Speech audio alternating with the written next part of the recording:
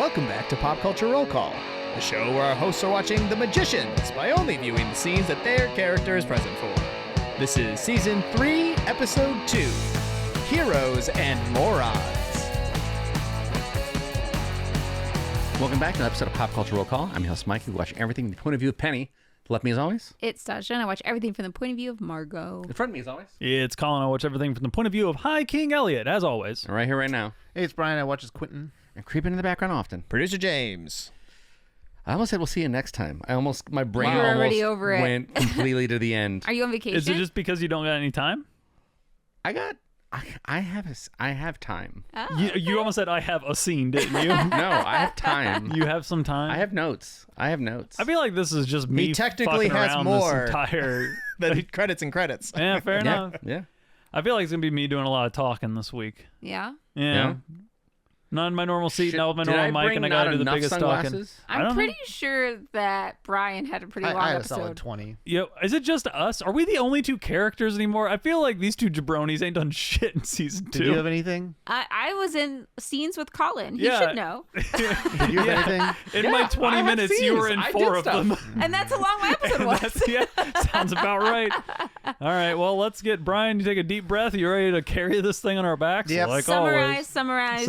Pretty sure I We only got start. 2 people talking. We could probably go into length and still be under time. It's only 2 I'm of gonna us. start working Yeah, on but maybe like a You like a two are lasagna. two It yappers. is That's one of those true. where I'm a like yapper. none of our scenes overlap. So like my 20 minutes and your 20 minutes probably have zero, or definitely have zero Oh, yeah. overlap. So I don't think that's true. That's fair enough. I start before the credits. I too. also start before credits. I'm pretty sure I'm first because Yeah, there's a hit it. cool animated sequence where it's like a What?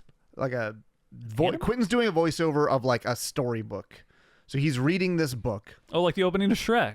Does he Exactly flush like the, the opening to Does he Shrek. flush the toilet and kick the door down to Smash Mouth? No. Okay. Fair Did the enough. world roll ya? No, I'm reading The Tale of the Seven Keys, which is the book we, I guess, checked out legally from the library, Crazy. which is weird. We still haven't looked at the card of who else has checked this book out, which I think is an insane thing to do. First thing you should be doing. But chapter 1 is basically like the story of this far-off kingdom. There's a brave knight who wanted a son. Instead, he has a daughter. They like loved each other, but the daughter always felt that she was a disappointment because the knight wanted a son to like train to be a knight or whatever. Mm-hmm. Classic. Brave and all that. And then one night, a witch kidnapped the knight. They always do. The daughter pleaded the witch to return him, Not gonna do it. and yeah, not gonna do it. Mike, have you read this? I feel like this is me. Unless People reading books. Can I just be Unless, that come guy on. in the theater, like commenting on the people reading Well, the if books? you get this right, then yeah. So wait, This is the kick. She She's wanted, not gonna return the dad. Unless. Marriage. Okay, can I have a pitch? Go for it. Unless she works for the witch instead? In the library? No, that's not true. She sells her voice. No, it's called the fucking Tale of the Seven Keys. Unless Oh, she finds sure. seven She goes keys. to Home forgot about Depot. the title. She gets 6 more copies made. So the dad is in a prison in a castle at the end of the world. That's too many. in the layers. highest room in the tallest The tower. first key can be found on an island beyond her kingdom, so she sailed, and nothing was as it seemed on After Island. And then it kind of like cuts out of the animated section, and I'm like reading this out of the book to Julia and Josh, the Yeah. Cool guy. cool guy The who cool loves, guy. who loves to Dude. party. Fucking Cool guy. fucking party animal. And then after chapter 1, the pages of the story are blank. Okay. So Josh says, this book was more withholding than my last girlfriend. Classic. Ooh, Josh, I called you a cool fucking guy. Yikes. That's just locker room talk between guys. What's that gonna do? Stop him being president? We find out that the first quest is in Fillory, and Elliot is taking point on it. Yeah. And That's me. And we're like, oh, but quests aren't a solo operation. And then we have the clock, the Fillory clock. Apparently, thanks to Dean Fogg, who like FedExed it to us. Hey, freight can get you there anything over 500 to 5,000 pounds. You know what I mean? Yeah, but what it can't get you is the magic required to power it. That's UPS. So now we're like, well, Mayakovsky might have saved some of them batteries, and he's probably lying to us, which sounds like something true. he would do. Yeah. But he's been missing. He's apparently like, we're just like speculating, like he's probably like roaming the world and using his batteries to like scam girls. Hey, in the land of the blind, the one-eyed man is king. But why? None of them are students. We'll get there. We'll get there wasn't the answer I was Oh expecting. no! and then we're like, well, magic might be dead, but Google isn't. And there's a little cut here. I'm sure Elliot gets a little scene Yeah, before I finish off. Before well, it's credits. Elliot and Margot. Well, Yeah, so I got- can take this one. Hey, why don't you take this? I will be talking a bunch. You can do this one. So in this scene, you're basically just listing out all of the synonyms for money. Yeah. Cheddar. Moolah. Yeah, and like we're basically saying we don't got any. We're totally out of money. And what our plan is that that gigantic ship that you're spending a ton of money on. The last of our money. Yeah. Actually, you're going to use that ship to go get taxes from the farthest reaches of the kingdom. Is this all Can code everyone still? hear Staj's air quotes? Can Who you is hear not my air watching the YouTube video? I 'cause laced they as much existed. sarcasm as possible. Yeah, I heard it. I just want to make sure people who might be like driving and knitting, okay, or can also like actively Don't drive listen. and knit. But not at the same time. Not again. But yeah, and when all of the courtiers were just like, we've got something to say, Elliot's like, and I would like to remind everybody this is not a democracy. At which point, It's a cheertocracy. it is a cheerocracy.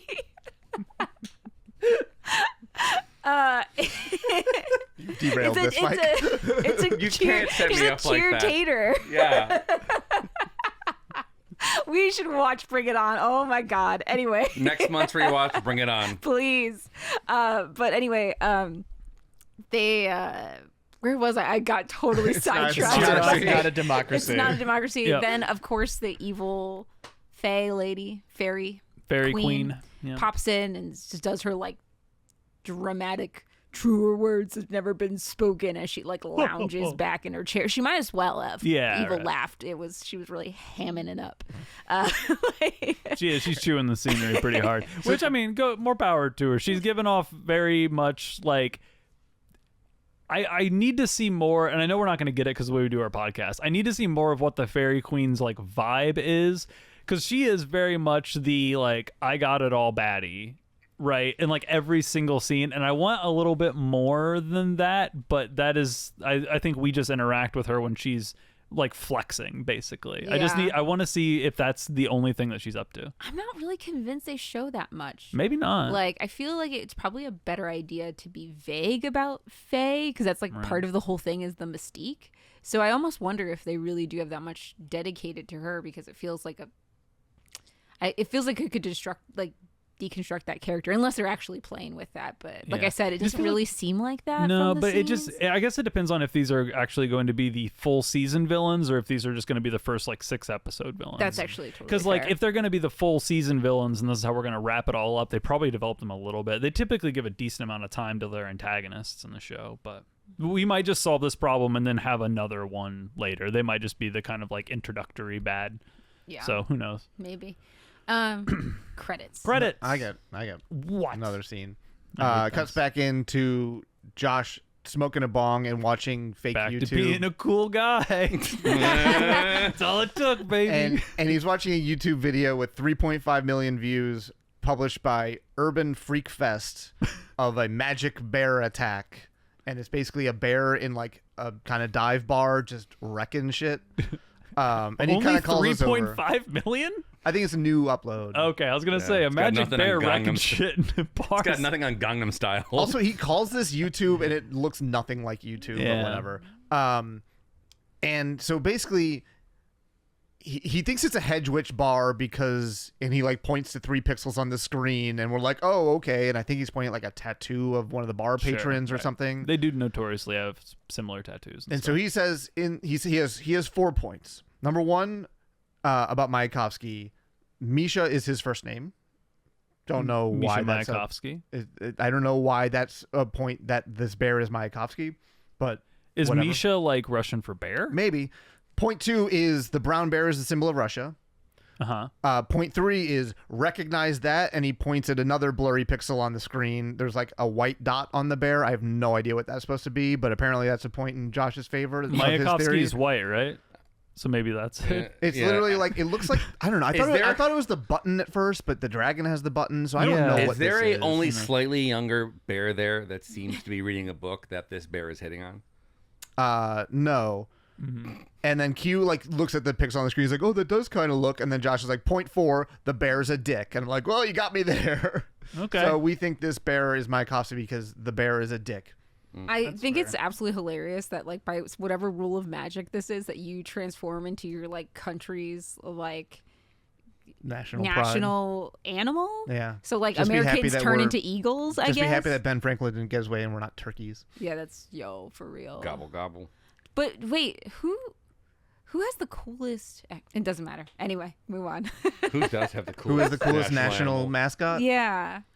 Misha does. I know I'm not supposed to do this, but I was very curious why they were doing it. I'm sorry, everyone. I broke the rules. I didn't look up anything about the show, but I did look up Misha. Misha is a beloved, affectionate nickname for, like, basically, it's a nickname for a nickname. It's kind of like a cultural thing that does mean, like, bear. Can you look basically. up what those 4 white pixels on the screen were? No. Yes. Minus magicians when you do that. Minus AI. yeah. And then I get credits. Okay. Know your Brits? Sluts. Are you mind sluts if there are no more magic? We might just be slut. Yeah. They might just be sluts. Is the best cover band. They might be Giants cover band. They might be sluts. And you cover all of their songs. You're just kind of scantily Yeah, clad. kind of slutty about it. Yeah. That'd be fun. After we fucking finish this podcast, I think we already have music producers sort of like chops on the couch. You know what I mean? Mm-hmm. All right. Next scene, I'm going out to the boat. Fingertips. Oh, okay. Yeah, are we doing the boat? I mean, that's my Do scene you right also after. jump to the boat too? Yeah. Okay, guys. I'm getting ready to fucking go. Yeah, we're already loading the boat. So apparently you guys probably already know this plan and we're just going. Yeah. But they did the thing with the daughter. She is a teenager now. And we have Which daughter? Fen and Oh. Elliot's daughter. Oh, Did so I just forget the- aged up? And we have this whole joke for like a big part of this scene where we are joking about the fact that this is like the worst of the sloppiest of fiction television. And it's like a fourth wall breaking meta joke where they go back and forth, where they like list shows where this has happened. And Buffy comes up again for the second time in the show. And we talk about how Dawn actually wasn't born. She actually was like Created. she popped into existence, so that's why she shouldn't count. And then Margot says, "Oh God, I'm turning into Quentin." Like, That's a little jumped ahead, but yes. Okay. Sorry, Oh, I thought you were I just go right out and look there. at the boat with Tick beforehand. This Ah. is before I go to leave. Anyway, we interact with the boat a bunch, but yeah. Sorry, I was like mad scrolling to make sure I didn't just miss something. Yeah, cut forward a little bit, but we have bigged our daughter. She's no longer a baby because babies are expensive and hard to cast, and you need to swap them out every 15 minutes. Got Yeah. Tom Hanks him. So we got a real life actress. Can you remind me how this happened? we don't know. And Well, they said the fairy. We kind of do. The fairy queen said that whenever we left the baby in the fairy realm, apparently the fairy realm is within folded time. Oh. So it's kind of like the It's a library cable situation. Yeah. it is a cable situation. But there is, while we're talking about your daughter, Yeah.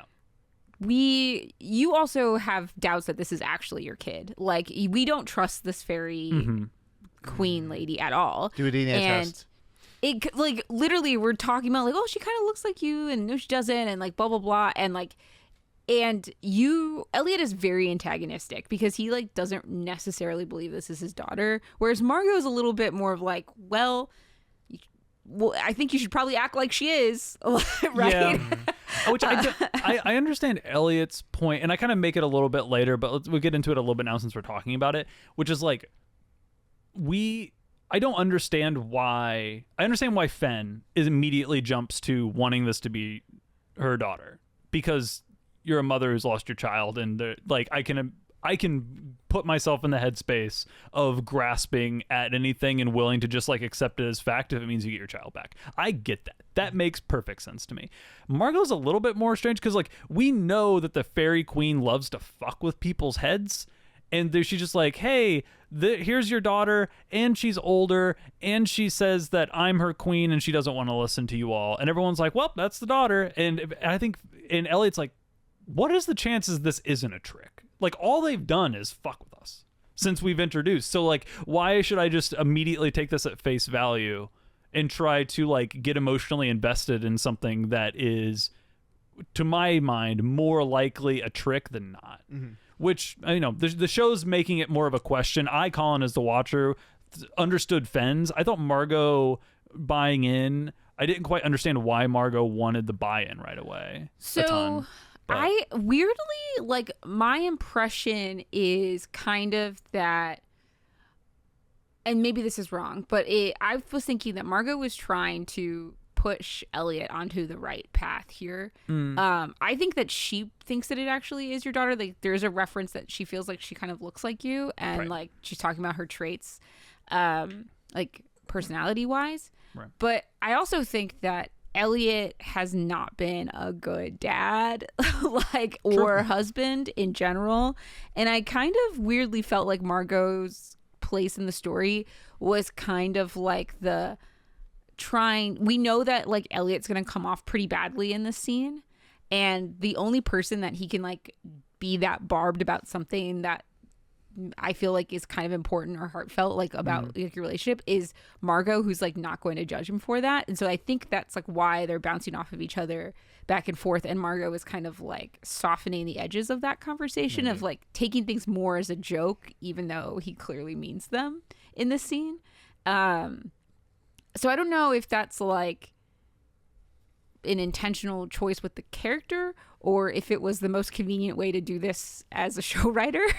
But in any case, like I think it's probably column B. Yeah, I think so too. Is more my speed, because like this fairy queen has taken your eye, taken Fen's foot, taken our baby, invaded our lands, like all this stuff, and he's like, and this is your daughter, and everyone's like, that's your daughter, and we're like, and Elliot's just like, wait, we're all okay with this? This is like, but they make reference to it that I think the show wants to move on from having a baby in the show, and they're like, it's more interesting if she's a character that we can like develop and have conversations with and not talk about as a prop.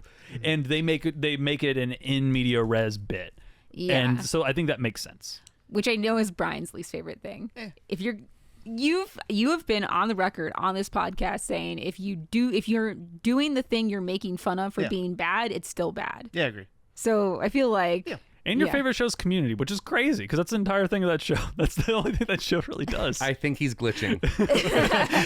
Sorry, I had another unrelated thought. Am I imagining that Elliot said he wanted a son, like at some point in the past? Ooh. I don't remember. Did I? I could have totally made that up. I don't remember. Okay. I don't have that. I'm trying just to pull wondering if there's something, something there like mirroring the person in the story and their daughter. But maybe. Yeah. That would be a pretty good get. Oh, interesting. I don't remember that. If somebody in the Discord does and we have seen it and it's not a spoiler, but I just forgot, let me know. Could not happen. I don't know. Maybe. Who knows? All right. Not a steel trap, unfortunately. So I have a couple scenes before we get there. Let me catch up because it's only 2. Yeah. Sure. And then we'll jump over and do some Quentin stuff for a little bit. So I go out to take a look at this beautiful boat with Tick, the guy who now we have a name for, and he's in a ton of these episodes. I think he's going to be a big season 3 player. So we're going out and we're going to go see this giant, beautiful boat, and Elliot is like gobsmacked by it. It is this beautiful, and I don't know if it's really rosewood. Don't at me. But it's this beautiful rosewood boat with like masts and furled sails, and it's got a crew, and they're all in uniform, and it's got like it's soft, it's plush, it's elegant, it looks fast, it looks luxurious, and Elliot is just like standing on the dock, just basking, and Tick's like, there is something that you must know about the boat, sir. And I was like, shh, let me enjoy this for 1 minute. I have a beautiful boat. I'm going to go on an epic quest. I need you not to buzzkill this. And I just stare. I take a deep breath and I was like, all right, lay it on me. What's going on? And they're like, and he's like, basically the boat's kind of a bitch. Like it has a personality. He's like, this boat is made out of, what's the name of the wood? The boat's name is Moonjack.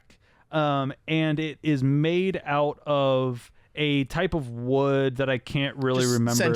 Sentient wood. It's made out of the sentient trees. So it is a sentient. That seems like a terrible idea.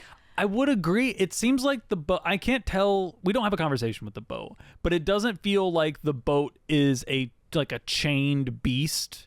It feels more like maybe wood wants to be wood kind of a vibe. Like it.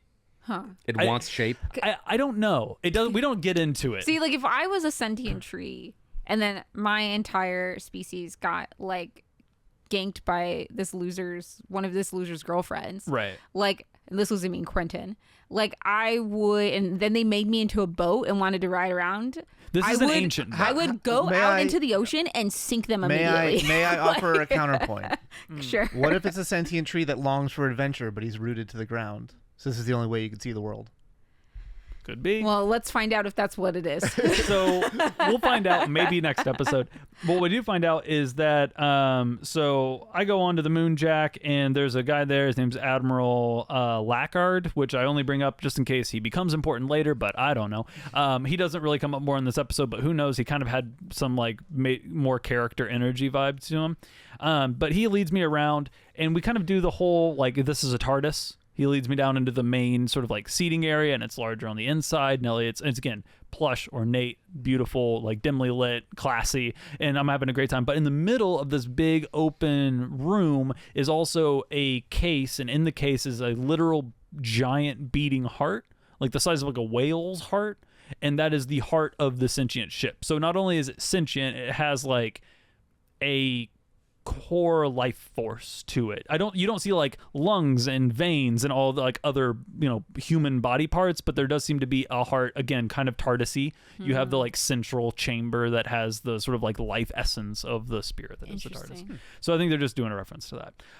They don't mention it, which I kind of assumed Elliot would be like, "It's larger on the inside," but no, they don't do any of that. Does the ship talk? No. Okay. But it does interact. So we go upstairs, and the admiral guy is saying how the boat, he feels like the boat's happy, that it's happy to see us, that it feels like it wants to go on an adventure. Who knows if he's lying? I don't know.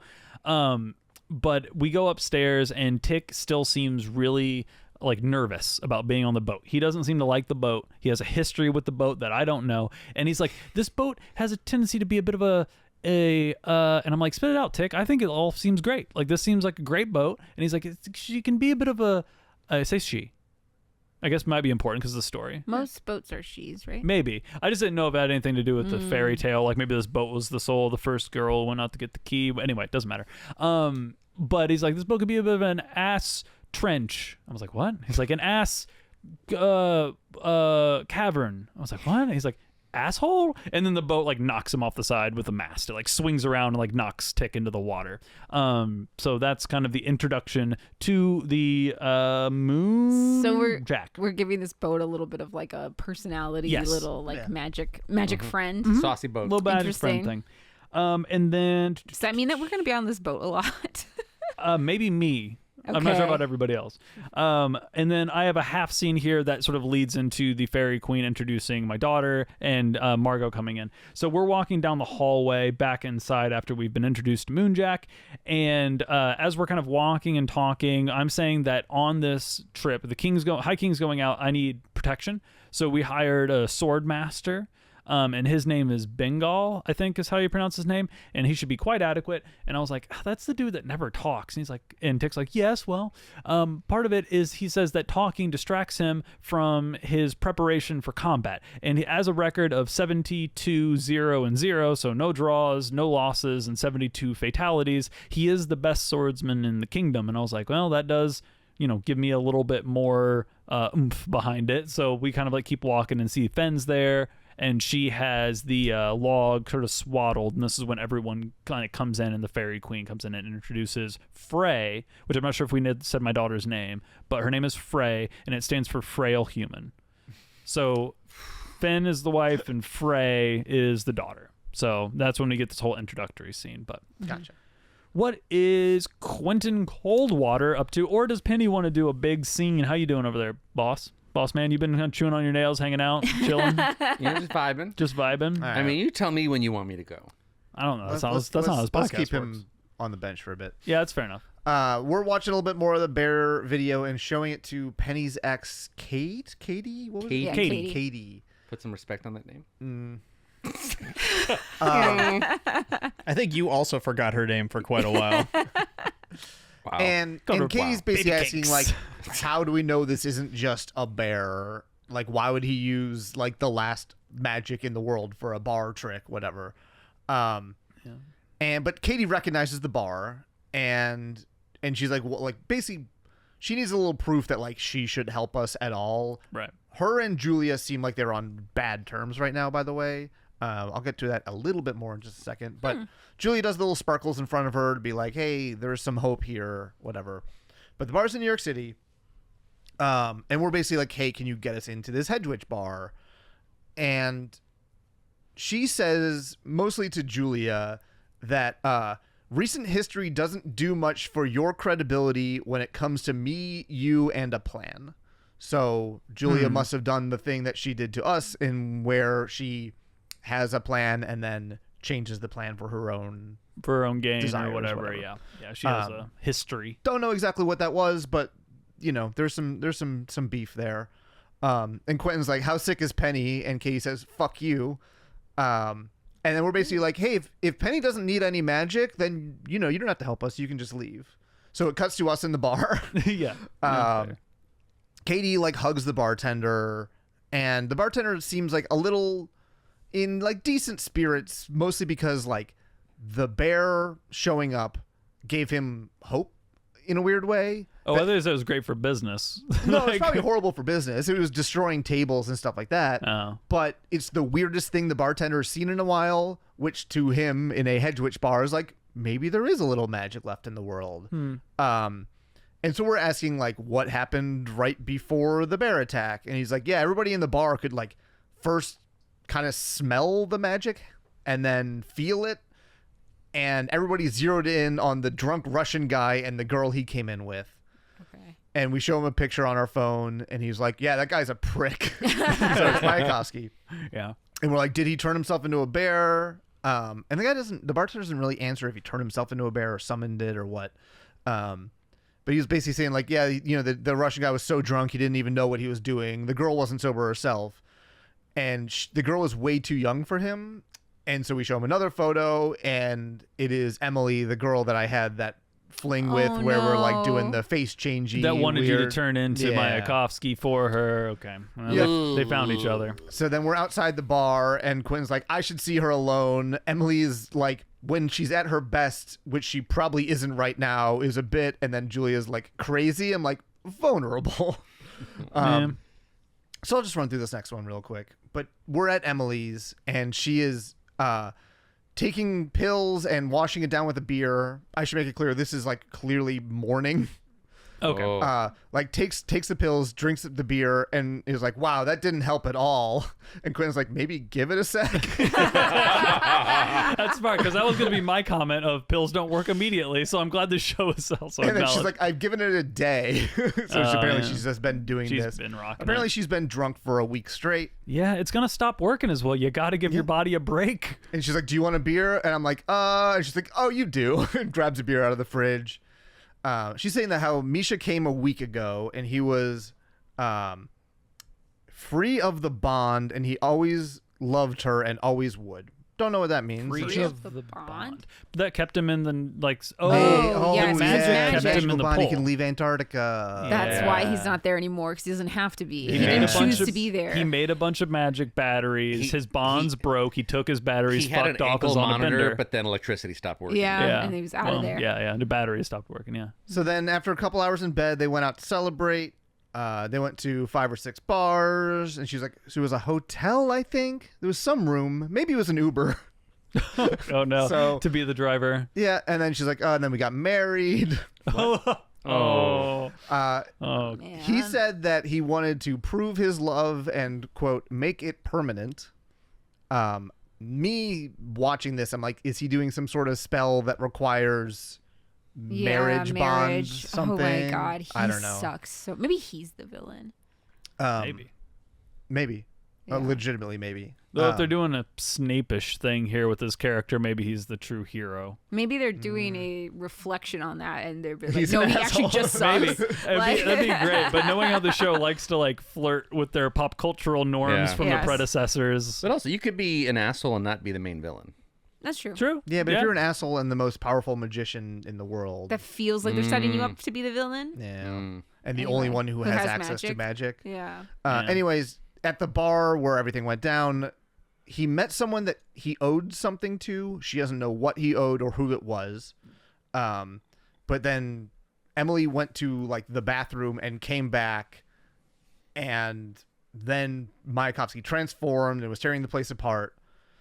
And all that Emily would say about like the woman is, if you find her, can you rip her fucking face off? Because now I'm married to a zoo animal. Oh, so Mayakovsky never stopped being a bear. Apparently. That seems more like something happened to Mayakovsky, not that he got bared. Yeah. Again, this is not giving. Okay, I so don't, who hates him? He got We ballooned. have quite a long list, right? Yeah. He got ballooned. he got ballooned. Like, how many people could that list be? I mean, you date enough students. Open up the phone book. Start. I I know. got It it. feels like just start with grab A. a yearbook. Aaron Erickson hates me. The person would be in a yearbook. Oh, Oh. oh, foreshadowing. Oh. In a yearbook. I like it. I guess we'll do some more stuff. I'm gonna jump back over to Fillory for a little while. Might as well. Mainly just be me. But later, this is Let when me know I'm, when we say goodbye. this is when I'm saying bye. Okay, So I'm great. getting on the boat, and Frey and your last scene? Fen Yes. is great. I can't wait to keep talking. So we're all saying bye, and Margot and I are talking. This is when we're talking about the cliche Yeah. of the Buffy Dawn thing. Blah blah blah. We already talked about it. And this is kind of rehashing our conversation because we kind of already got into it about Margot jabbing me for being dubious, and you give me a fond goodbye kiss as I go to board It the was boat. quite fond. Yeah, it was like again, I like that the show, hopefully the show's getting back to some of the relationships, like the groundings of our relationships, because like we've always had a not brother sister, but like a sexual but not partner kind of Yes. relationship. Like our relationship's always been hard to define. I think it's what made it kind of interesting, and we Yes. haven't had that in a long time. Yeah, because we've been so tied up in like the political Yes. aspect of it, but they're definitely bringing this back with the potential threat of death, because basically the last thing that Margot is telling him is that like when that moment comes when you need to be brave or you need to be smart, you know which one to choose. Basically, she doesn't want him to die. Yeah, exactly. Like she's just like, don't be the hero. Be alive. Yeah. And that's what she wants. Yeah. And you do call out that like the reason you're saying when the decisive moment comes, choose to be smart over brave, is because you are saying that in this moment, the decision that Elliot is making is a brave one, and you think that it is the right thing to do. Like me going on this quest to find the keys, taking my daughter, my wife, like doing the whole thing, leaving the kingdom, sailing into uncharted water no one's ever returned from, is like a brave and valiant thing. Yeah. I've already proven that is it, but she wants me to come home. right. Yeah. So like don't die for some ideal. Right. Like you go do your thing, but also come back to me. Yeah. Which is kind of a through line we get through this. But then my next scene, I'm out on the water. So I'm assuming Stas, you're donezo. That is the end of my episode. Great. Why don't we get one Yeah, more we can Quentin just bounce scene? back and We'll forth a bounce bit. back and forth, and then in I like have a two ton of scenes, scenes Mike, you left, can so- finish your. Oh wow, it's gonna be me for a bit here. So my next scenes, we're debriefing in the park, and we're like, well, a woman, like that's nothing to go on. Katie doesn't really think that, like, there's something else going on. Like Katie comes in with like basically knowledge that from off screen that like the hedge witches are all, there's chatter basically that magic is happening all over the city. Right? Oh, so like magic is generally not I wouldn't back, say back, but like somebody is doing it. doing it. Okay. Yeah. So the thing she mentions is that the Central Park makeout session, which I don't know if it's just a standing thing in Central Park that is always happening. I don't know. But apparently it's devolved into a full-on orgy. And then Josh is like, fuck, why didn't I ever do that? There he is. Apparently somebody also conjured a dinosaur. Part of the orgy.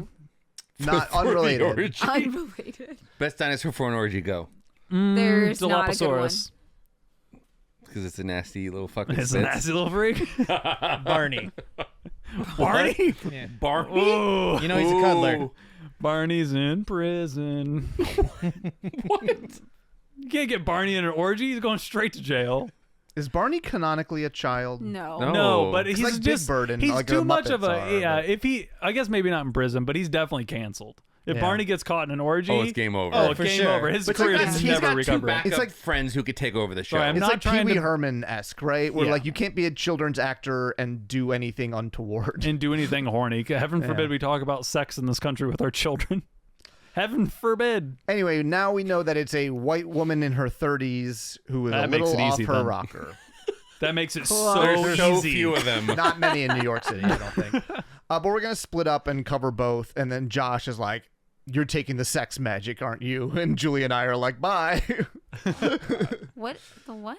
Because he has to get the dinosaur and we have to go cover the sex magic. Oh. So we don't get the dinosaur scenes, unfortunately. Okay. But we do go to the wonder park. if there even are dinosaur scenes.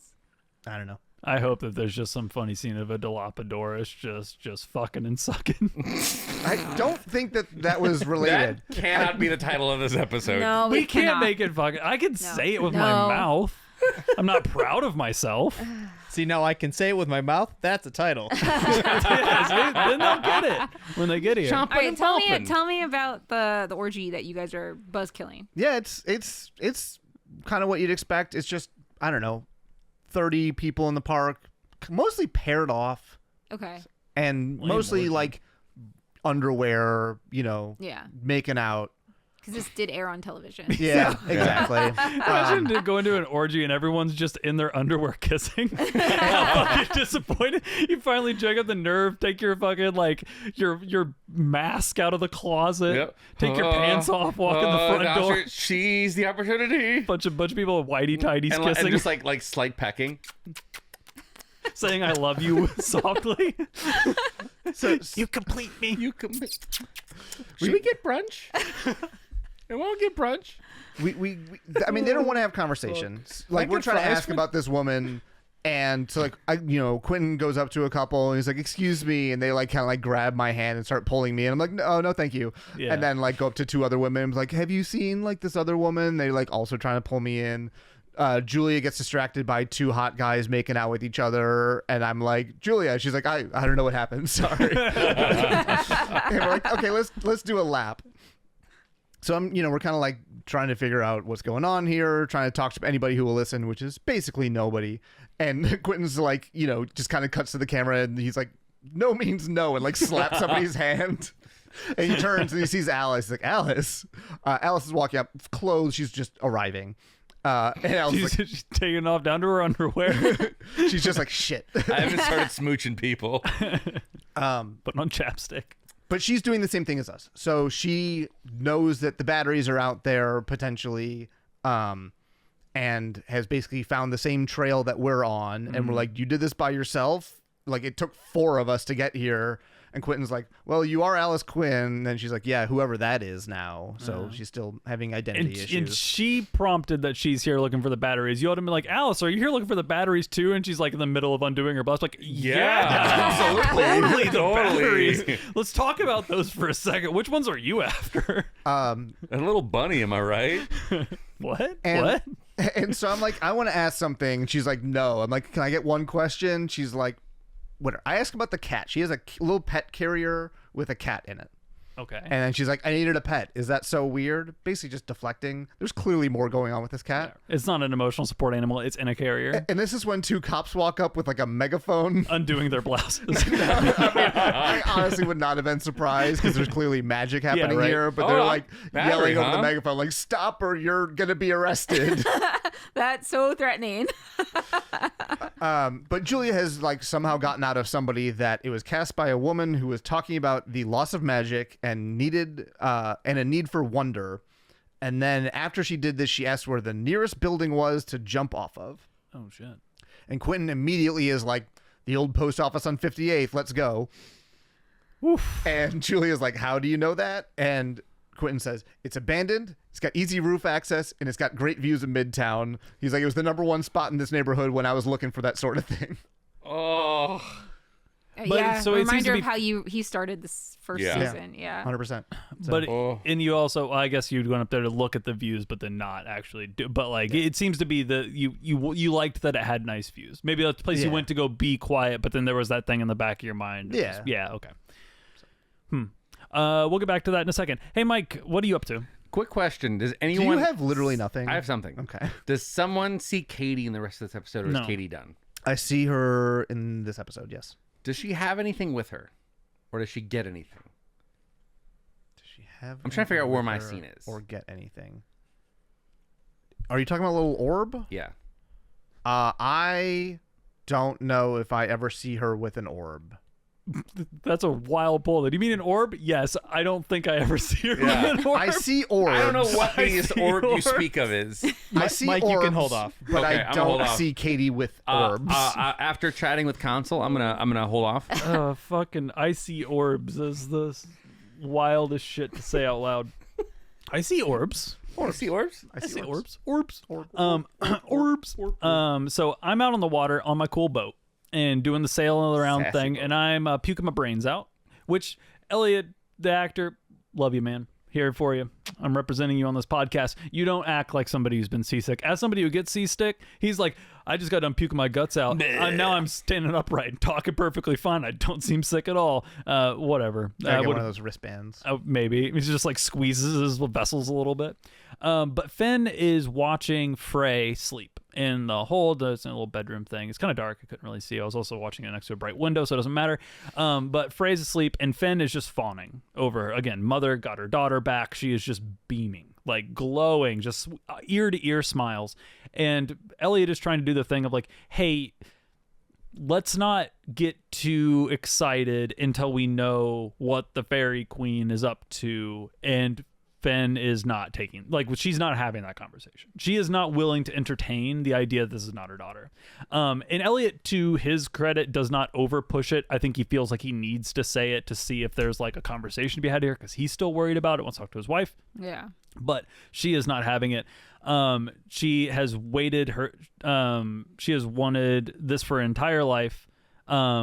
And she thinks that her daughter might finally be able to get that one thing that she's been missing in the years that she was like growing up in the fairyland, which is really a day, but folded time / television magic. The one thing that she's been missing, love. So Finn is willing to accept this and love her daughter unconditionally, no matter what she says and what she does, because she feels like that's the only way that she can get this connection that she has wanted her entire life. So there's a small little cut to the big boat going up to an island and covered in trees and stuff.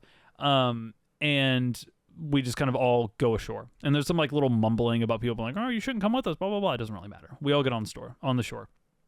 And I have my first big scene on After Island here as the sword master Panda. I don't remember his name. It doesn't matter. He like plants a flag and in the beach, like beachhead, flag in the ground. And Elliot stands in front of this like motley crew of assorted townsfolk who all come out, and they don't look scared. They don't look excited. They're just sort of like medievalish looking, isolated townsfolk just sort of standing there. And Elliot's like, my people, I now claim this land, incorporate this into the land of Fillory. I am your king.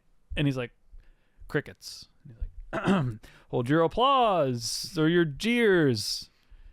and just nothing. Like he's just like not getting anything back, and we're just Do dead they ass. speak a different staring at language? him. No, they don't speak Oh. a different language. I think just no one knows what to fucking make of this guy. That's totally fair. That'd be my response too. Because remember, like, we came out here to collect taxes, and the sort of like bit about it was that this is technically an island that had in the past belonged to Fillory, but no one has visited it in like 37 years. So they have had no contact for half a generation with anyone in royalty who knows what's going on. Do they seem like they're doing all right? They seem like they're doing fine. So like, in their perspective, the government getting involved is just a bad thing. I would assume so, yeah. They're doing fine, but have a problem that is the crux of the episode. We have a little Star Trek wow. thing here going on. This is very much like a little Star Trek away mission kind of vibe. But they don't seem to be, they're not like in rags and starving, but they do have problems. Anyway, we'll talk about that in a second. So I tell them, here from Fillory, blah, blah, blah. I'm your new king. Yay. And I was like, who's your leader? And like, there's a woman standing next to a guy, and they're the kind of like two, quote, main characters other than Father Poe that we'll talk about here in a second. And the woman says forward, she's like, Father Poe is in prayer. He's preparing for the attack. And Elliot's like, the attack, and like thinking, is it us? Like maybe they saw us approaching, and they're like, oh, we're about to be invaded. And he's like, are we in danger? And they're like, no, from the monster. And he's like, the monster? And everyone seems confused on why Elliot would not know that there's a monster attack coming. But they don't seem terrified. They seem confident that whatever Poe is doing in the prayer shack is going to be fine. So there's like, he's in the prayer shack. Oh no. Prepare for the monster. And I was like, so can you tell me more about the monster? And he's like, yeah, it comes. He's like, you don't know about the monster? Oh, sure. It comes every few days and it tries to kill us. But Has it not come since magic went away? no, it's coming again here. Right. But was the last time it came when there was magic? We don't get that. We get the sense that it's been continuous. I don't get any indication that it stopped for a while and is back. Magic has But been I'm just off wondering for if their weeks. way of dealing with magic or dealing with the monster is magic, and they don't know that they're about to fail. Their way of we'll get there. They don't seem worried about that. Okay. We'll get to what actually happens here in a minute. So yeah, it tries to come every few days, but Father Poe is going to protect them. But once you jump into a scene, and I'll answer a bunch of these questions about what this monster thing is. Sure. There's this big crowd gathering at street level beneath this old post office. I just immediately run into the building, run up to the roof, and I stop this woman as she's climbing over the rail. She turns and she says, "Quentin?" Who And is I'm it? like, "Professor Lipson? Hey, it's nice to see you." I don't really know who this person is. I'm sure Yeah. I've seen her like once. I think she was a professor at Fillory, basically. Sure, right. Yeah, Calling her Penny professor. probably hit on her. Probably. And she basically like doesn't want me to get closer or like stop her from doing anything, right? Right. And I'm like, you don't want to do this, like not after you made such beautiful magic. And she's like, well, magic's dead. And I'm like, it's not. You proved that today with my Kopsky's battery. And she gets a little pissed at that because she says it's not his battery, it's mine. Where do you think he got the living metal from in Antarctica? Me. Everything he asked for, I gave to him. Fucking bastard. I told him this day would come and it wouldn't last. Oh, she's the one that turned him into a bear. Probably. No. Oh. Oh, really? Is the answer, but you think so at this point, obviously. So she is pissed at him though, right? Okay. Yeah. And basically like they built the batteries together and then he took all the credit, right? Which is a thing that he absolutely would do. Yeah. And then she's talking about how he walked in, quote, with that fucking slut he called his wife. The goddamn world is ending and he does this to me now.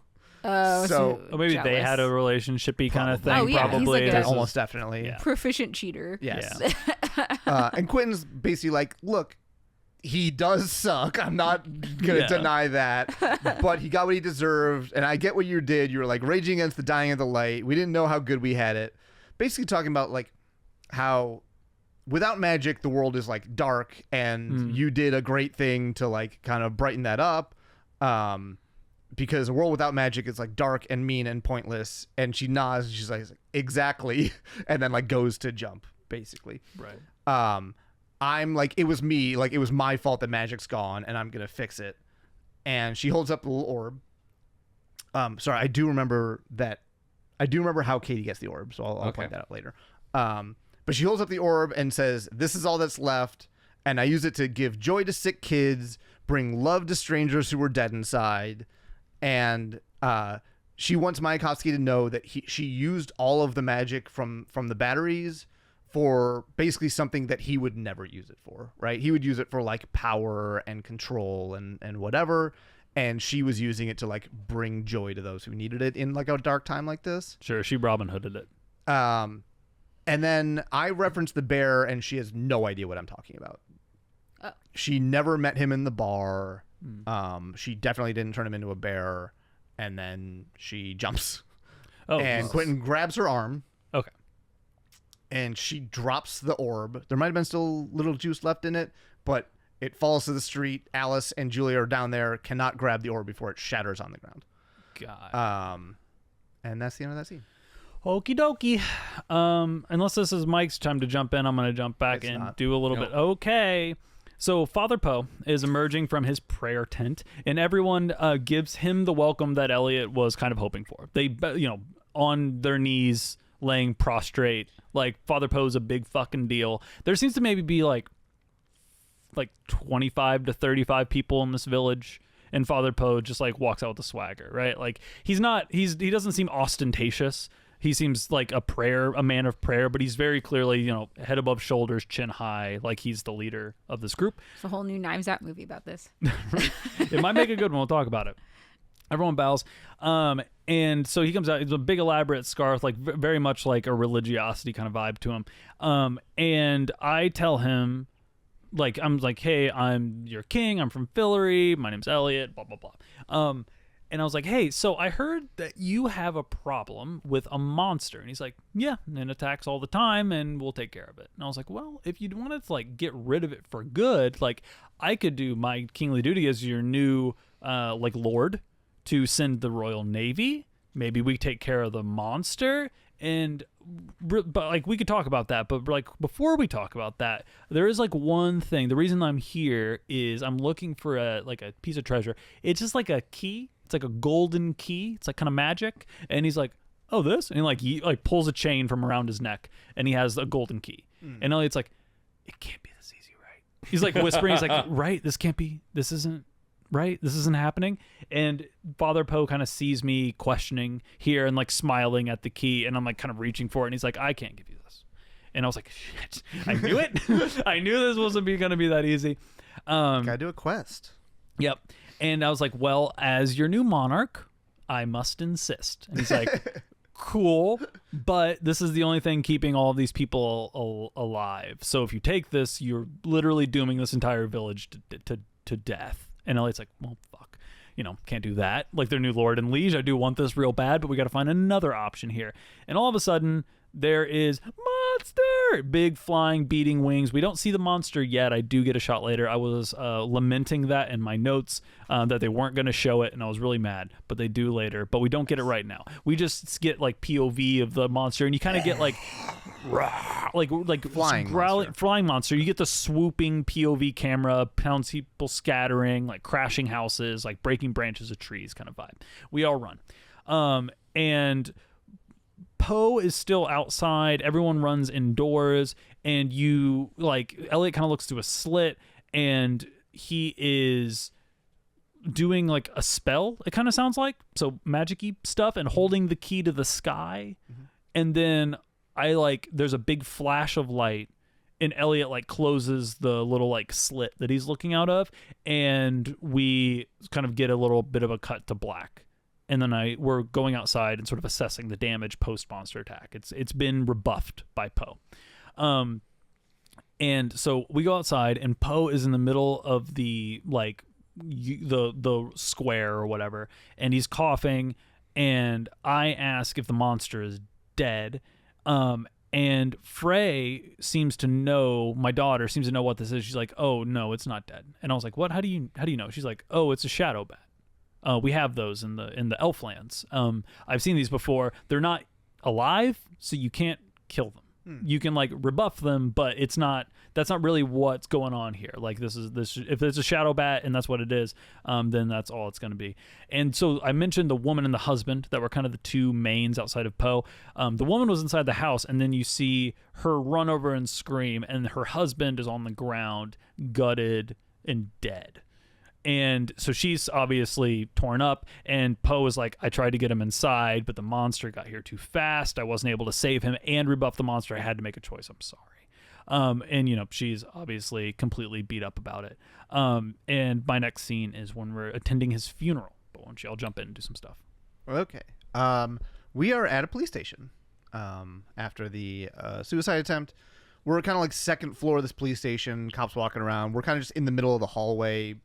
Josh, Julia, Alice, Quentin. I think that's it. I don't know if Emily's there. I don't think she is. Or not Emily. Katie. Okay. Josh is asking about the battery. Julia takes out of her pocket the little like destroyed shard of it. Right. And Alice thinks that the professor is just crazy, but like Quentin is basically like, I don't think that she did the verification. So now we're new theories, like somebody else at the bar did it, or he did it himself. We're kind of trying to figure that part out. And this is when Alice's cat starts like hissing and going crazy in the little carrier. You know, there's like cops walking by, and then the cat just fucking explodes with like a What? like Kill Bill, like samurai movie, just blood everywhere, but like mostly on this cop. Oh, Jesus Christ. And What? Alice just puts the little carrier down and calmly walks away. What? And I picked up here that there's like a guy in like a fluorescent vest who follows Alice like from down the hall. He was not in the circle, but he just kind of like walks following her. Don't know what that's about. Interesting. Fluorescent vest. Yeah, like just like a construction high-vis site? vest, Oh, like okay, construction got it. worker. I didn't know if it was vest like type of literally thing. glowing. No, Okay, it's just how it is. And Quentin's like, sorry, officer, who's now like drenched in cat blood. He's like, yeah, our friend's cat was sick and exploded, you know, like they do. So that's that scene. Okay, cool. Yeah, I guess I'll jump in here. We got a short one. So we're out on the beach, dude's funeral, right? So the whole town's gathered around. He's dead. And Poe is doing like reading the last rites, and Frey goes up and sort of touches the side of his neck, not like feeling for a pulse, but she's kind of inspecting the body. He's kind of like a half sheet, and it looks like they're going to push him out to sea and like set him on fire, like funeral pyres on a boat covered in sticks. She goes over and looks at him, and as soon as she touches him, the wife is just like, tell her to get the fuck away from his body. Like this seems to be a funeral, like a faux pas for like the processions of the dead for this community, is like, you don't touch them. And Poe's like, please tell her not to do, like, just go, like, you need to leave, we're doing this is an us thing. And I'm like, sorry, and I like take Frey and Fen and I kind of like move over to the side of the beach, and this kind of like cuts away, but we're just going to do this scene here too. So we get over to the edge of the like procession, kind of out of earshot. And I was like, what are you doing? And she's like, listen, I, again, grew up in a place where there are shadow bats, and the wounds that killed that guy are not shadow bat wounds. Like, they have claws and they have teeth, but they rip and they shred, and that guy's wounds were like clean. She's like, I think that was a blade. I think somebody cut his gut open. And Fen backs her daughter up and is like, as the daughter of a sword maker, I can confirm that looked like a sword wound, not a wild animal attack. And Elliot's like, and like Frey kind of whispers in my ear, and I get an idea, and then I have two scenes before the end. I got one, and then it'll be mic time. Cool. Hey. I'm knocking on, or kind of Julia and Josh and Quentin are knocking on Emily's door. We know she has the battery. She opens the door, and she has like an ice pack held up against her face. And she's like, you're not as quick as your friend. She already took it. And then we're like, Alice? And then Julia's like, no, it's Katie. Like, nobody hits that hard except for Katie. So, like, we know it's not Alice because she wouldn't have punched this woman in the head like that. Yeah, Alice isn't a puncher. So, yeah, Katie came and took the battery. Emily is the one who turned Mayakovsky into the bear. So she kept one of the batteries, turned Mayakovsky into a bear. And we're like, isn't he your husband? And she's like, yeah, that's the only reason I didn't kill him. Got Wait, it. why was she gonna kill him? He's a Well, yes, dirtbag. absolutely. But I'm confused. She just married him earlier that night, so that's why I'm in like, a drug-filled bender. I wonder if it was something to do with the teacher gal. Like they Maybe. had a conversation. Maybe she didn't turn into a bear, but she comes out of the bathroom, sees him like cheating or something with like his other side Very fling, and just likely. like, "Fuck you, dude. Here's your bear time. I'm out." Yeah. Maybe. Anyway. But yeah, then so now we know Katie has a battery. All right, Mike, it's your big moment. All All right, Walkout music. Sit back. Yeah, It's gonna be a long journey. I'm sure it won't This be. scene's gonna be 3 seconds long. So we're back in the alley outside of whatever I think diner Katie works at, and there is a new girl that is bringing Katie out. I catch her name is Maggie, and she says that he needed to see you. I tried to get him to come inside, but he wouldn't. Katie thanks her, and as they see me, like I'm on the ground, not looking great. And Maggie's like, should we get an ambulance? And she's like, no, it's fine. I'll handle this. And she goes back inside. And then I'm just like, hi. And she's like, God, what the fuck, dude? Yeah, And I'm showing up like, here dying. Yeah, well, I say shakily, I felt like it was my time. And I just wanted to be with you when I... And she's like, no. You're not going to, okay? See. And then she goes into her bag. And she takes out the orb. And I'm like, holy shit. And she's like, come on, let's get you out of here. And that's my scene. All right. How'd she put the orb together? She must be great at puzzles. No. This is the one she stole. She has a second orb. Oh, not the shattered orb. Not Yeah, Shadow she must be Orb. great Got at it. stealing. She must. Well, yeah, that's Yeah, easier. punch somebody in the face and then grab it. Stealing's easier than puzzles. Yep. I got 2 scenes. Cool. I'll do one. Okay. And then we'll bounce back and forth. That sounds I'm so gonna take a cute. vacation over here. Yeah, like you haven't been. So we're back in the town square, and Bengal is the swordmaster is now holding Poe at sword point, and Elliot comes over, rips the key out from around his neck, and the specifics of this don't really matter. What really matters here is like, so Poe is like, what's going on? And the whole town's like, what's going on? And then Elliot's like, this key and this man are a fucking lie, basically. Like, this guy's scamming you all.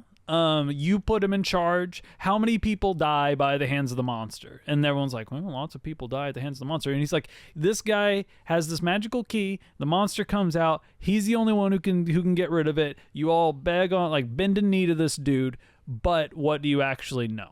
Right. And everyone's like, oh, whisper.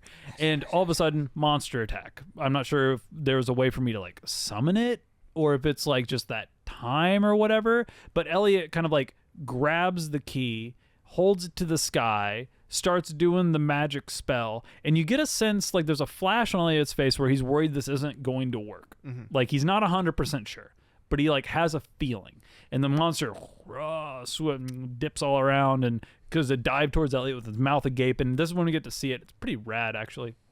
It's just kind of that like inky effect, like dark shadow inky effect as it's swooping and sort of like trailing off and dissipating. It's like a dragon. It's like a bony dragon inky shadow, kind of like. That's pretty cool. Yeah, it's like half bat, half dragon. Looks rad. It's like swoops down and goes towards Elliot, and Elliot's like closes his eyes. He's holding the key out on the chain, and then it just crashes into him, but not like making an impact, and just like kind of dissipates. So this has been a big illusion, and that's what he says is the key is giving Poe the power to do illusion magic. So I guess maybe the key is magical, and he's using it as like a casting implement because magic doesn't work. So that's the only way I can imagine he can do this. Yep. And also makes sense why it didn't get shut off. So Poe is saying like, hey, this dude is doing illusion magic. There is no actual monster. He is keeping you subservient to him by pretending that he's the only one who can save you. Well, there is a monster because he probably qualifies. And like the swordmaster dude like pulls a long knife out of his belt and like throws it on the ground. And he's like, the shadow bat is not killing people. Basically, you have a serial killer who is leading your town, pretending that there's a monster and using it as disguise as way for murdering people. And we're like, so Elliot doesn't say this, but basically, so it's like, so I'm gonna take this, and y'all can deal with him. and y'all can deal with this, and we all fuck off. And as we're walking away, you're like, no, and then they just like fucking murder the guy. All right. Yeah. And then I have my last scene back on the boat. Cool. So we're basically gonna go split up and look for Katie. Julia's going to go to break bills. I'm going to check the restaurant. Josh is going to check her apartment. And Josh is like, well, what's the plan? Like, if we find her, do we grab the battery? Like, what if she's using it at that exact moment to save Penny's life?